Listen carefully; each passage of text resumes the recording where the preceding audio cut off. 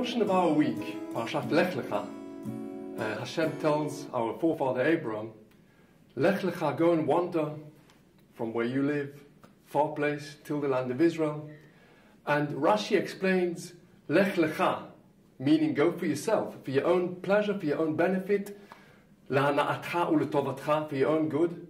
And the question that's asked is, what good could Abraham find from wandering around?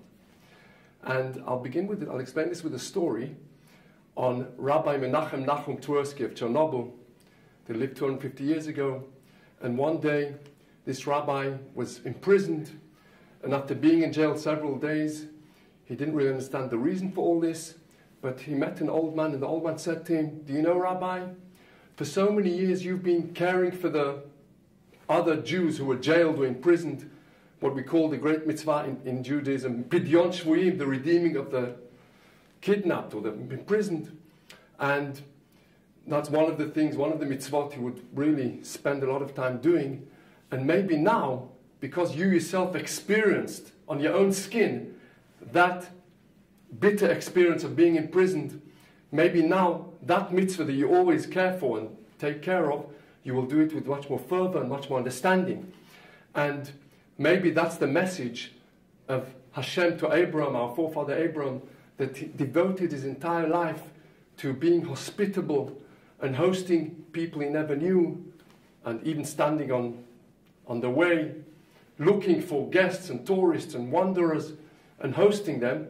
And Hashem says, now that you yourself will experience what it means to wander around and being on the way, and not always having a proper place to stay and eat, now you could do your mitzvah of achnasat orchim, of hosting other people and hosting guests. You'll do it much more fervor and much more consideration, and therefore the wandering, the mitzvah of Lech Lecha, is la'ana'atcha letovatcha. It will benefit and give you pleasure when you continue with that great mitzvah of achnasat orchim. There's a famous story of a rabbi.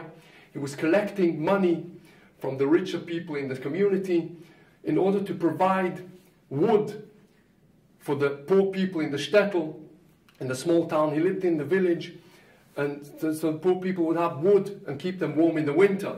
And he knocks on one of the doors of the rich layman of his community, and he stands outside the door. It was a freezing cold night, and the layman gets out with his gown and says, Rabbi, please come in. It's freezing cold outside. Come inside my salon. It's warm and nice. And the rabbi said, no, I can't go in. And he says, how can I help you? He says, I need money for this wood. He says, come inside, I'll give you, I'll write the check. He says, no, we'll do it right here. And as he has this whole exchange of words, the guy says, okay, I'll pay you money. What do you need? How much do you need? He gave him. And then he says to the rabbi, why is it so important that you don't come inside? I mean, what's this thing? He said, I want you to feel the cold of the night so that you understand also what these poor people are going through in this bitter cold winter, and maybe then you'll do this mitzvah of supplying the wood, supplying the money for the wood for these poor people with more consideration and with really feeling the same feelings those people go through. The message obviously is that whenever we do these things of kindness or any of these mitzvot that Hashem wants us to do, we should always try and do it in a way that we ourselves also experience the same feelings and the same experiences that those people we are caring for go through.